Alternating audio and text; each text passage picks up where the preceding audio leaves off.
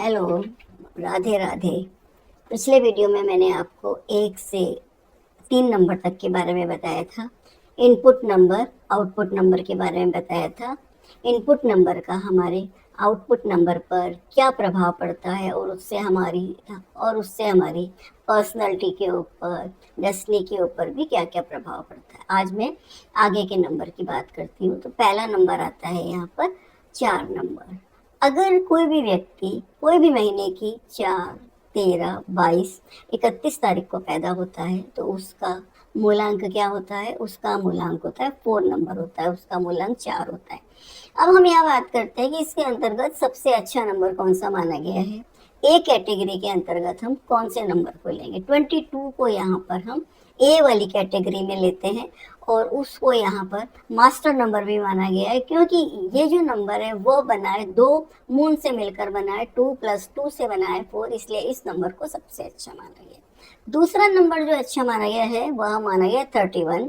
31 को जो हम है वह बी के उसके अंतर्गत हम यहाँ पर बी कैटेगरी के अंतर्गत लेंगे, क्योंकि ये जो नंबर है वह उसका जो आउटपुट हुआ है वह किससे हुआ है? 3 और 1 से हुआ है। पहले यहाँ पर गुरु आ गया है, बाद में यहाँ पर राजा आ गया है। इसको यहाँ पर हम लोग बी कैटेगरी में लेते हैं। थर्ड जो नंबर है जिसको हम लोग अच्छा मानते हैं या फिर जिसको हम लोग सी कैटेगरी में लगेंगे, वो नंबर है 4 नंबर। 4 नंबर को किस में रखा जाता है? सी कैटेगरी में रखा जाता है। और आगे जो नंबर होता है 13 नंबर, इसको हम लेते हैं, इसको यहाँ पर डी कैटेगरी के अंतर्गत लिया गया है, क्योंकि ये नंबर किससे बना है? 1 और 3 से बना है, अर्थात पहले राजा है, बाद में गुरु है। गुरु को यहाँ पर दूसरा स्थान दिया गया है, इसलिए इस नंबर को हमने कौन से कैटेगरी के अंतर्गत लिया है? डी कैटेगरी के अंतर्गत लिया है। 13 नंबर को इसलिए अपशगुन भी माना जाता है। बहुत सारे फ्लैट वगैरह में हम देखते हैं कि 13 नंबर का कोई फ्लैट ही नहीं होता है। होटलों में देखते हैं हम यहाँ पर 13 नंबर का कोई रूम नहीं होता है, फ्लोर नहीं होता है। यही कारण है इसको हम लोग अच्छा नंबर नहीं मानते हैं। अब हम बात करते हैं कि इन लोगों की क्या क्या विशेषताएं होती है। पहली विशेषता तो होती है, ये लोग कैसे होते हैं? इम्पल्सिव होते हैं, जल्दी से ही आवेश में आ जाते हैं। और कैसे होते हैं? शॉर्ट टेम्पर्ड होते हैं, जल्दी इनको गुस्सा आता है। स्टबर्न होते हैं, जिद्दी बहुत ज़्यादा होते हैं ये लोग। लॉजिकल भी होते हैं ये लोग, तार्किक होते हैं, बहुत ज़्यादा तार्किक होते हैं। कोई भी बात कहोगे आप इनसे तो ये अपना अच्छे से अच्छा वो देते हैं, यहाँ पर कोशिश करते हैं कि ये आपको अच्छे से अच्छा अपना तर्क देने की कोशिश करें। ऑर्गेनाइज्ड होते हैं ये लोग, बिल्कुल व्यवस्थित होते हैं, बिल्कुल डिसिप्लिन्ड होते हैं। अनुशासित भी ये लोग बहुत होते हैं। राहु के बारे में आपको पता ही है, ऊपर ऊपर का सिर होता है इसको, इसलिए इसका दिमाग बहुत चलता है राहु का, इसलिए ये कैसा होता है? लॉजिकल नंबर माना जाता है। अगला नंबर की हम बात करते हैं 5 नंबर की।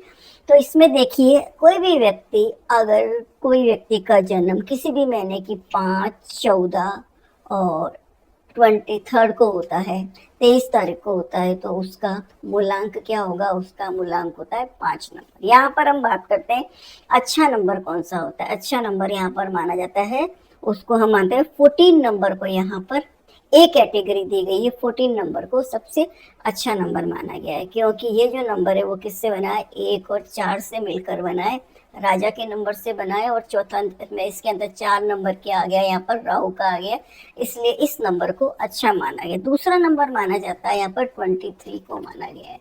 रानी और जो गुरु का नंबर है वो यहाँ पर हमने वो उसको यहाँ पर जो लिया है वह कौन सी कैटेगरी के अंतर्गत लिया है? बी के उसके अंतर्गत लिया है कैटेगरी में। थर्ड जो नंबर माना गया है वो माना गया है 5 नंबर को माना गया है। बुध का नंबर है, इसको तीसरी कैटेगरी के अंतर्गत, सी कैटेगरी के अंतर्गत लिया है। अगर किसी व्यक्ति का जन्म 14 को होता है तो उसके जीवन में अच्छे परिणाम देखने को मिलेंगे।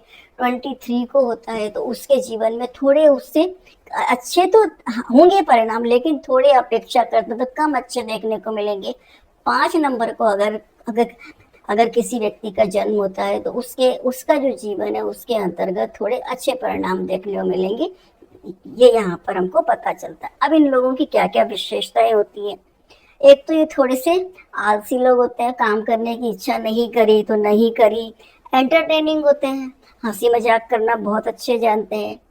और इनके अंतर्गत कम्युनिकेशन स्किल बहुत अच्छी है, बोलना ये लोग बहुत अच्छा जानते हैं। किसी भी विषय पे इनको आप भाषण देने की कहो, ये बहुत अच्छी तरह से बोल सकते हैं।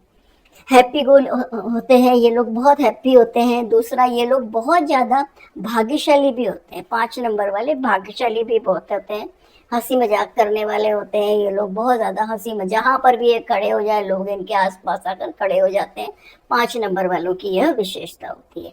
आगे मैं बात करती हूँ 6 नंबर की। अगर कोई भी व्यक्ति का जन्म कोई भी महीने की 6, 15 और 24 को होता है, 24 तारीख को होता है, तो उसका मूलांक क्या होगा?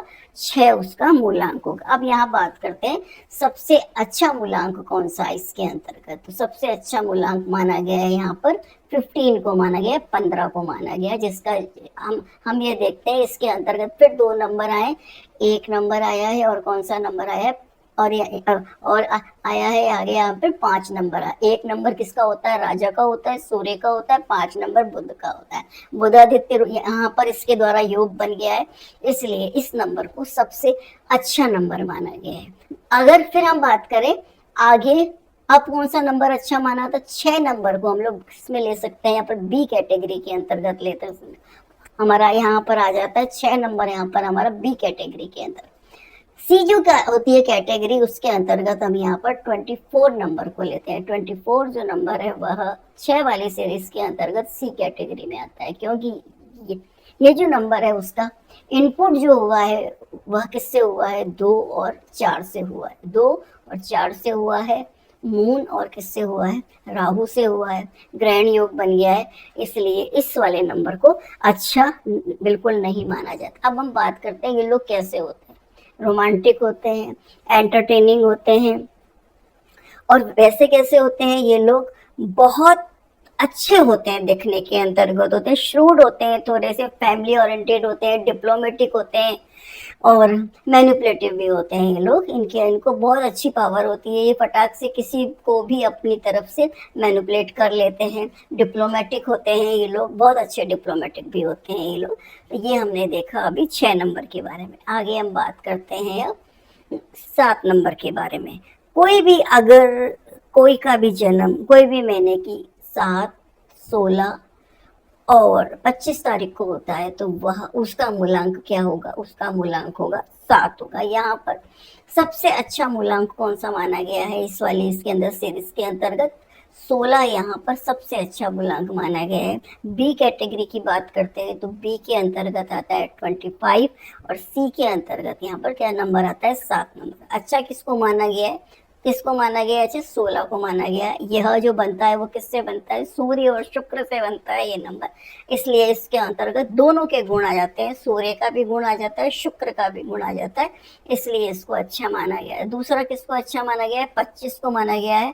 उसके अंतर्गत किसके गुण आते हैं? मून का भी गुण आता है, और किसका गुण आ जाता है? इसके अंतर्गत बुध का गुण आ जाता है, इसलिए इसको किस में लिया गया है? बी वाली इसके अंतर्गत लिया गया है कैटेगरी में। तीसरा किसके अंतर्गत लिया है? 1 नंबर बचा है यहाँ पर, और वो कौन सा नंबर है? 7 नंबर को हम लोग सी कैटेगरी के। इन लोगों की क्या विशेषता होती है?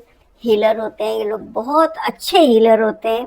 और ये कैसे होते हैं? दूसरा ये कैसे होते हैं?